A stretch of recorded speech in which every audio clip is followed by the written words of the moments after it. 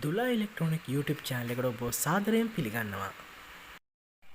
අද මම ඔයාලට කියලා දෙන්න යන්නේ කොහොමද ගෙදර ඉඳන්ම ඉලෙක්ට්‍රික් බයික් එකකට කන්ට්‍රෝල් එකක් දාගන්නේ කියලා. අපි මේක අන්බොක්ස් කරලා බලමු. මේකේ තියෙනවා ඇන තියෙනවා. එතකොට වයර් හනස්සු වගේක් තියෙනවා. මේක ෂයින් වේව් වර්ගයේ කන්ට්‍රෝල් එකක්. මේක 48 60 72 වගේ වෝල්ටේජ් වලින් වැඩ කරනවා. හොඳ මතු පිටක් තියෙනවා. හොඳ සීල් කරලා තියෙනවා මේක. මේක 1500 වෝට් කන්ට්‍රෝල් එකක්. වයර් හනස්සක් හම්බෙලා තියෙනවා අපිට. මම ඔයාලට මේව ගැන පැහැදිලි කරන්නම්. මෙතන ඇක්සිලරේටර් වයර්, රිවර්ස්, එතකොට ස්පීඩ් ඒ වගේ වයර් තියෙනවා. මේක ඇවිල්ලා හෝල් සෙන්සර් වයර් එක. එතකොට මේකෙන් ඔයාලට පුළුවන් එතන සිකියුරිටි යුනිට් එකට සම්බන්ධ වෙන වයර් වගේ මේ තියෙන්නේ. අපි එකින් එකට මේ ටික ක්ලික් කරගමු.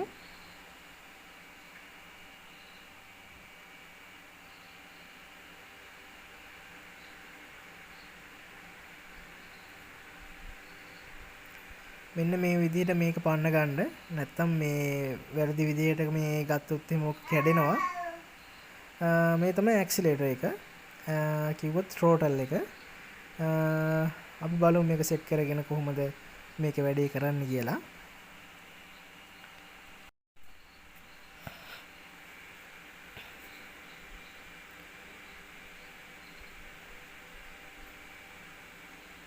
හරි. මුලින්ම ඔය වයර් එක තමයි ඉග්නිෂන් වයර් එක කියන්නේ. සාමාන්‍ය යතුරු කටට එනකොට එන වයර් එක තමයි ඕක. ඕකේ සාමාන්‍යයෙන් ෆුල් දාන එක තමයි එන්නේ. මම මේක මෙතනට සම්බන්ධ කරගන්නවා බැටරි වයර් එකත් එක්කම. මේක ධන වයර් එක.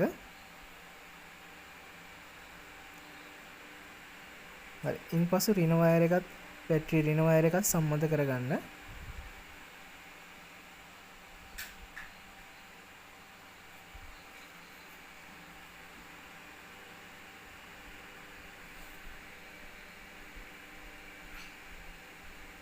හරි. ධන ඍණ දෙකම මතක තියාගන්න, වැරදියට අමුණන්න එපා. එතකොට මේක පිච්චෙන්න පුළුවන්.